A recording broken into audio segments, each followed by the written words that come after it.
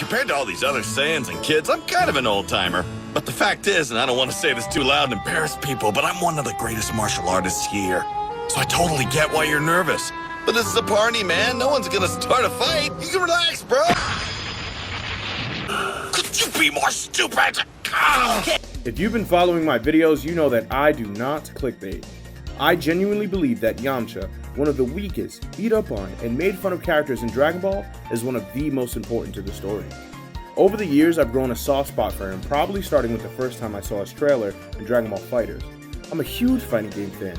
You can tell by the music selections in my videos, so when I saw his trailer, I knew I had to main him, and still do to this day. But what makes this dork so special? If you want to find out, no, seriously, I'm gonna explain it. Then all aboard the Blue Dragoon.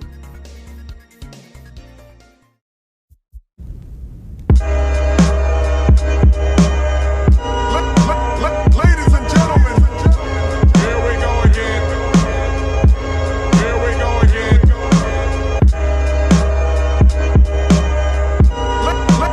Ladies and gentlemen, here we go again. Here we go again. This is Tom from Toonami. You're listening to Sin 7. Now, Yamcha has been around for a very long time, since the beginning of Dragon Ball. He was introduced as this desert bandit that was smart-talking and super flirty and into chicks.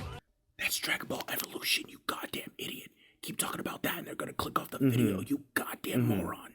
This is why you have no friends. Yes, I understand. Okay, this just in. I'm getting word from our sponsors that is Dragon Ball Evolution. One of the worst things to ever happen to Dragon Ball. Let's just run that back real quick. Yamcha was introduced as a desert bandit who was very talented at martial arts, but super afraid of girls. He, along with his best buddy Puar, this transforming, shape-shifting cat thing, ended up joining Goku's team of adventurers in the OG Dragon Ball. Now before this, Goku fought Yamcha. Bulma, who saw this, saw Yamcha and immediately went goo-goo-eyed, but he was scared of girls. So Bulma's like, I'm gonna use the Dragon Balls to wish for the perfect boyfriend. And Yamcha's like, damn, I don't wanna wish not to be scared of girls. So Bulma's like, can you be my perfect boyfriend? And Yamcha's like, with you, I won't be scared of girls. And boom, there we go, problem solved. Now these two clowns were together for 15 years. On again, off again, breaking up, getting back together. Yamcha was always flirting with other women and wasn't always around because of his training, so the relationship was always strained. However, when Yamcha got his teeth kicked in and died, Bulma was going through it. With Yamcha's resurrection came the boost to their relationship they currently needed, as they made up and Bulma admitted that she wanted to marry him. However, this also came with the big-ass monkey wrench that is Vegeta. No pun intended, of course. Now we know what happens after this. Bulma dumps Yamcha to be with Vegeta, they have their child Trunks, and Yamcha is stuck being inferior to the Saiyans every single day for the rest of his puny, natural-born life. So how is he the most influential? Without Yamcha, there would be no Goku. At all. Still with me? Excellent. So, in the Cell Saga, Bulma and Vegeta's kid, Trunks, comes back in time from a terrible future where androids 17 and 18 are the strongest beings on Earth and cannot be defeated. Trunks and future Gohan together with their Super Saiyan powers couldn't do it. They even killed all the Z Fighters. Even Goku, you ask? No, not him. Goku died from a heart disease way before that, and there was no cure for the disease at the time. Since he died a natural death this time and was already wished back before, he could not be resurrected by the Dragon Balls, and it was all downhill from there. Since Trunks came back from the future, he brought the heart disease cure to Goku and made him take it. In this timeline, when Goku got the heart disease, he didn't die because he had the cure.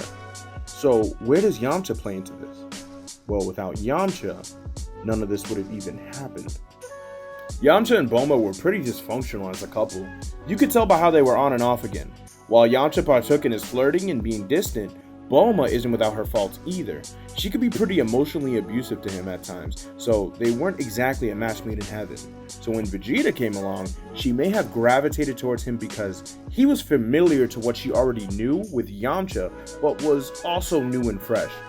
He was also a project, someone Bulma thought she could change, and this may have possibly excited her in a way to take care of him.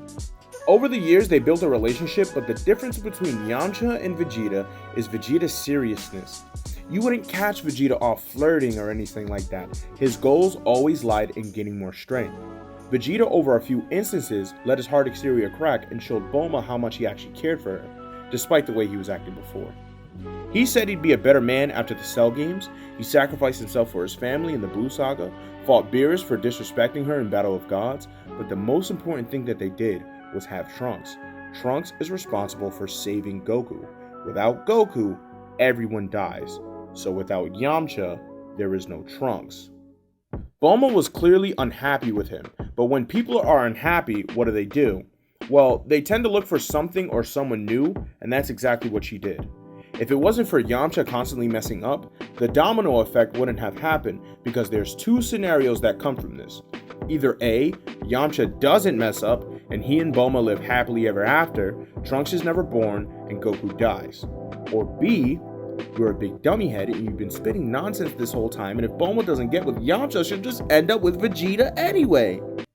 No, that's cap! If Bulma didn't get with Yamcha, then she would have used her Dragon Balls to wish for the perfect boyfriend. If she obtains the perfect boyfriend, then he's perfect. She would never need anyone else. There's no Yamcha, there's no Vegeta, because Vegeta isn't the perfect boyfriend either. She's just accepted him, and they've built together.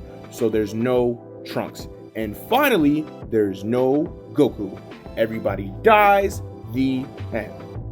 Yamcha was not the perfect boyfriend at all. He ended up being a stepping stone that led Bulma to Vegeta. Hell, Vegeta was even off training a lot, same as Yamcha was, which was a problem in Bulma's relationship with Yamcha. But I think Vegeta was able to get away with it a bit more due to Bulma being used to it already with Yamcha's behavior. Now, am I saying Yamcha is strong?